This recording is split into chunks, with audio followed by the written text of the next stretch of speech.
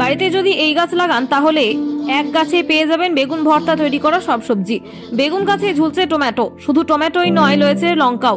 বেগুন গাছে টমেটো এবং লঙ্কা ফলিয়ে তাক লাগালেন বাঁকুড়ার এক গাছপ্রেমী।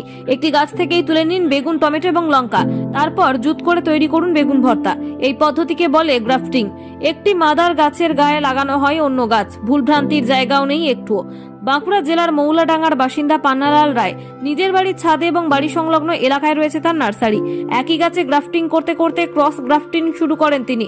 তারপরেই বেগুন গাছে টমেটো এবং লঙ্কা তার নতুন সৃষ্টি। তবে মোটেই সহজ নয় এই পদ্ধতি। একটি গাছের গায়ে অপর একটি গাছ লাগানোর অপারেশনটা করতে গেলে কিছু বিশেষ বিষয় মাথায় রাখতেই হবে, নয়তো সফলতা আসবে না। পান্নালাল রায় জানান, ক্রস ড্রাফটিং করতে গেলে যে যন্ত্রাংশ ব্যবহার করা হবে সেগুলি অবশ্যই বিশুদ্ধ হতে হবে। গাছের ডাল যেন একবারেই কেটে যায়, সেই জন্য অত্যন্ত ধারালো কাটার ব্যবহার করতে হবে। মাদার গাছের কোষের সঙ্গে অন্য গাছের ডাল যখন লাগানো হবে তখন খেয়াল রাখতে হবে যাতে এয়ার বাবল না থাকে।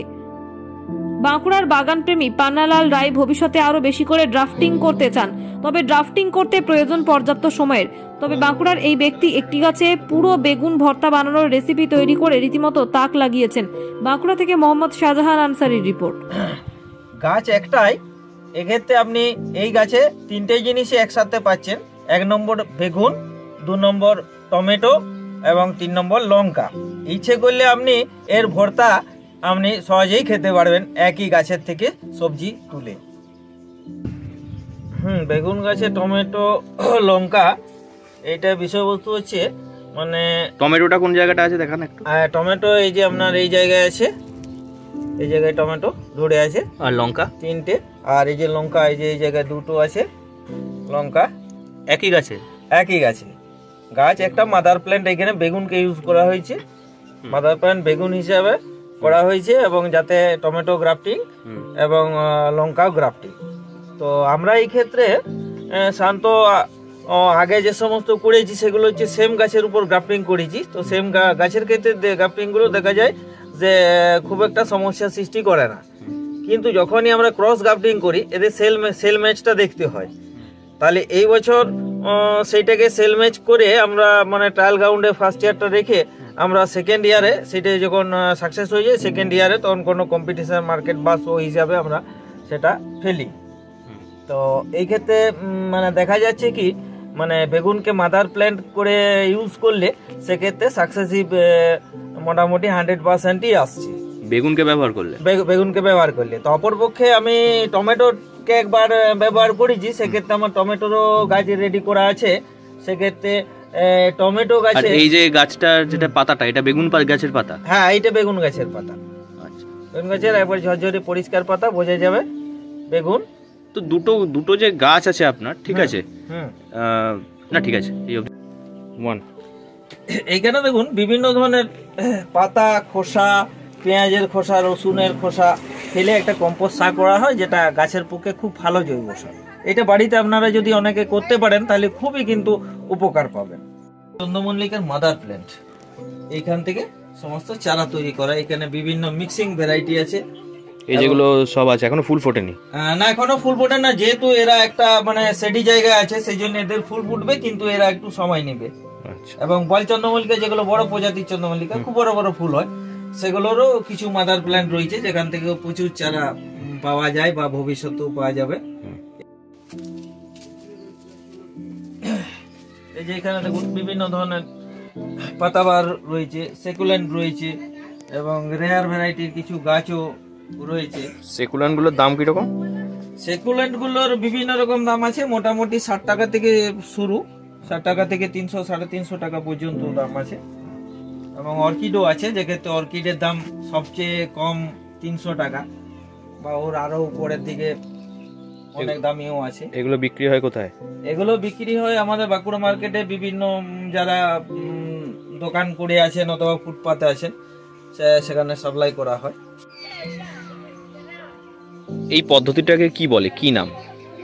এইটাকে গ্রাফটিং পদ্ধতি বলে, যেটা গ্রাফট করা হয় অতি সহজে, এবং সেখানে কিছু বিশেষ সতর্কতা অবলম্বন করতে হয়, কারণ সেগুলো না করলে গ্রাফটিংয়ে সফলতা আসে না।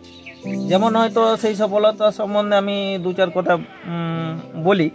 প্রথম কথা, যে আমরা যন্ত্রপাতিগুলো ব্যবহার করব সেগুলো যেন স্টেরিলাইজড হয়। সেখানে আপনি ডেটল ইউজ করতে পারেন, কিংবা অ্যালোভেরা জেল ব্যবহার করতে পারেন। সেগুলো ব্যবহার করে প্রথমে ছুরি কাঁচিগুলোকে স্টেরিলাইজ করতে হয়। স্টেরিলাইজ করার পরে দ্বিতীয় সতর্কতা, যখন আমি গ্রাফটিং করব, আমি সেটা মাদার প্ল্যান্টেই করি বা আমি যে ডালকে তার মধ্যে ঢোকাবো এই ডালকে যে তার যে কাটিংস হবে সেই কাটিংসটা যথেষ্ট শার্প হবে এবং এক চান্সে হতে হবে। এবং যখন আমি তার মধ্যে পুশ করব, সেক্ষেত্রে আমাকে দেখতে হবে আমি যখন বাইন্ডিংটা করছি তার মধ্যে কোনো এয়ার বাবেল যেন ঢুকে না থাকে, কিন্তু এয়ার বাবেল থেকে গেলেই কিন্তু সেটা মিস হয়ে যাবে। তাহলে এই সতর্কতাগুলো যদি আর যে ছেদটা করা হয়, কাটা হয়, ওটা কি একদম স্মুথ হতে হবে? একবারে স্মুথ এবং এক চান্সে। সেক্ষেত্রে আমি সেকেন্ড টাইম যদি চালাই ছুরি, সেক্ষেত্রে ক্যাম্বিয়াম লেয়ারের উপর একটা আঘাত পড়ে যায়, সেই জন্য সেইগুলো সাকসেসের দিকে আসে না। কি আচ্ছা, তো আপনি এই কাজ গ্রাফটিং কতদিন ধরে করছেন? গ্রাফটিং আমি করছি দীর্ঘ 10-12 বছর ধরে এই গ্রাফটিং এর কাজ করছি। আগে তো প্রথম দিকে আমি সেম গাছের উপরেই করতাম, এখন আমি ক্রস গ্রাফটিং এর দিকে বেশি ঝুঁকেছি, কারণ দেখছি এই ক্রস গ্রাফটিং যথেষ্ট কঠিন। তাহলে এই কঠিনটাকে বিভিন্ন গাছের ক্ষেত্রে পরীক্ষা করি, যদি এটা একটা সাকসেসিভের দিকে নিয়ে আসি, তাহলে এটা কিন্তু মানে বিশ্বের বাজারেও একটা কদর নিয়ে আসবে, সেই জন্য।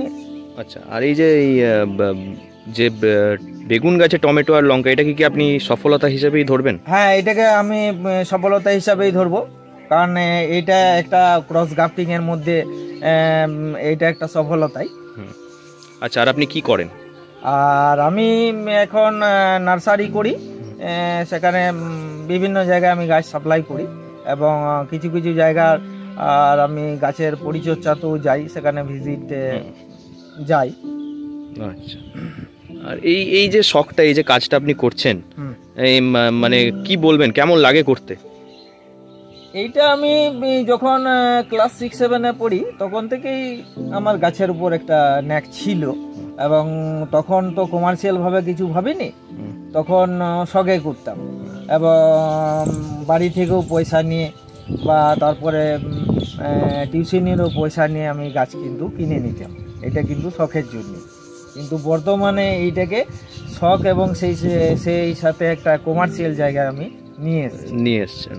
আচ্ছা, আপনার নাম পরিচয়? আমার নাম পান্নালাল লাই, গ্রাম মৌলাডাঙ্গা, জেলা বাঁকুড়া।